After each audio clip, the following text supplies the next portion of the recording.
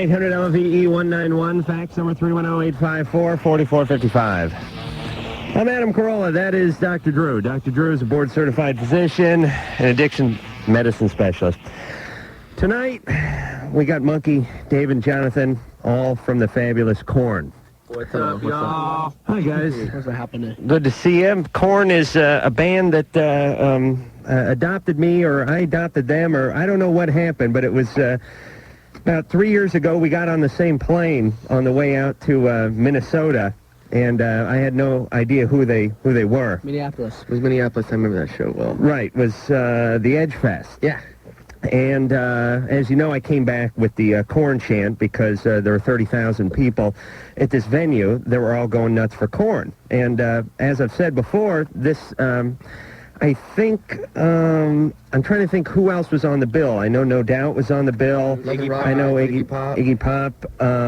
Everclear was on the bill. There were quite a few bands on the bill. Guys that have been around longer than Korn and probably sold more records than Korn. Drew, could you put the reading material down while I'm... Our listeners sent me so much great stuff. All right, put the crap down. Put it down, would you? It's really distracting to have you leafing through reading material when I'm on a Korn rant. All right. The point is the crowd was going nuts for Korn, and I couldn't figure this out because I barely heard of Korn and heard of all these other bands and couldn't figure out why 30,000 people in Minneapolis are actually neighboring Minneapolis, Wisconsin, were all there to see Korn, but sure enough they were, and then I got to know the band, and I understood what the deal was, which is Korn has, they don't get the airplay that a lot of bands get, but they have such a grassroots approach to their music and their fans, and they're so accessible, and they're pioneers in all this internet business and all this computer stuff, that they've amassed this huge, I don't want to call it an underground following, but a huge hardcore following. Yeah. We have. Yeah, I was saying, I've talked to, and Drew's probably heard this conversation before, we've had other bands in here, and, you know, they're trying to sell records, they're struggling, they're touring and whatnot, and I tell them all, hey, Korn does it, and they're not even getting the airplay you guys are. Yeah. And there's something, I don't know if it's you guys, I don't know if it's your management, I don't know if it's a combination of the two, but somebody's doing something right.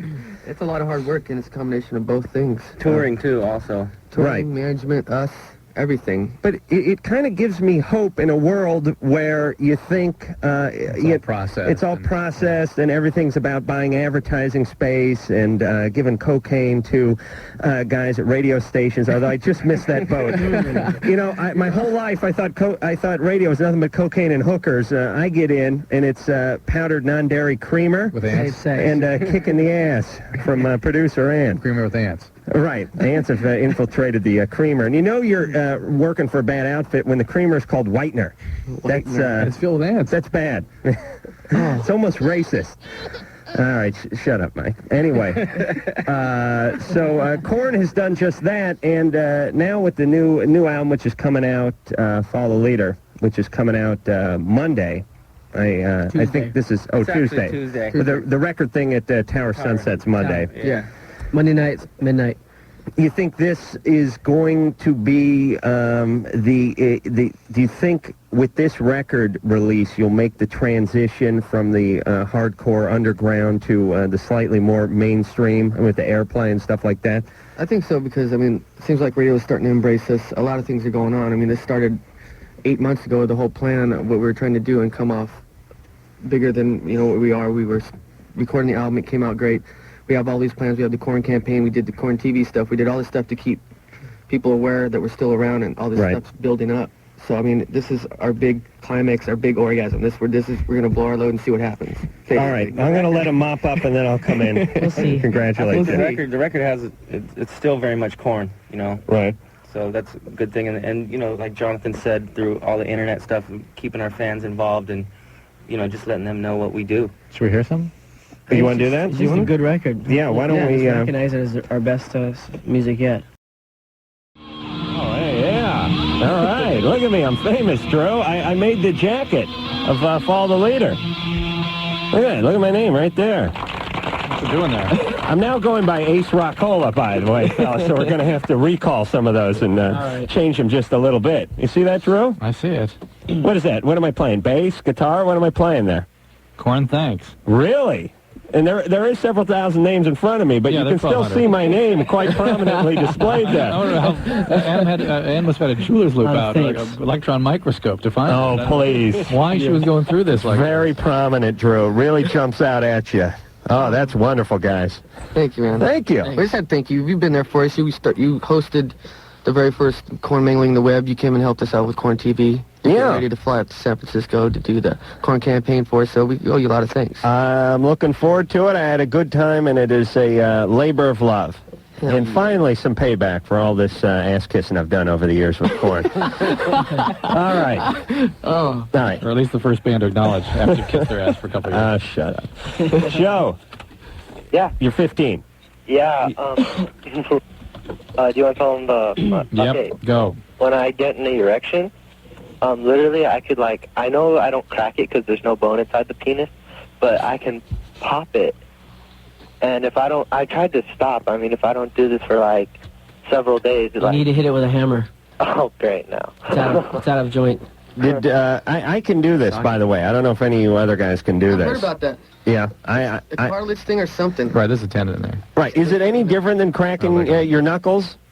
Same. Basically the same. I know there's not a bone in there, though. I mean... It's what?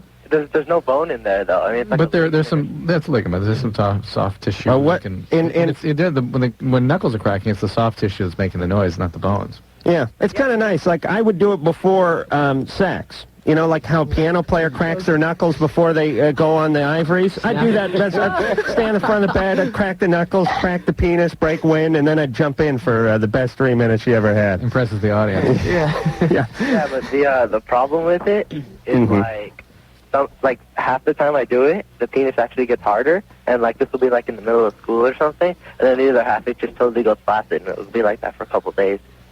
It'll be flaccid for a couple days? Yeah. And let me tell you, at 15, being flaccid for a couple of days is a tantamount to a couple of years at our age. Yeah, I mean... See a chiropractor. I mean adjustment? Well, I mean, the whole issue in erection is how the penis changes configuration in response to outflowing blood. So maybe there's something else going on there that you're adjusting or changing that doesn't allow the blood vessels to constrict properly there. Oh, God, I hope not. Can you not do it, though, Joe? Oh, I can always do it, but... No, I'm asking you, can you stop doing it? Can I? No, I've tried, and after 2 or 3 days, when you do your daily, guy stuff... Right.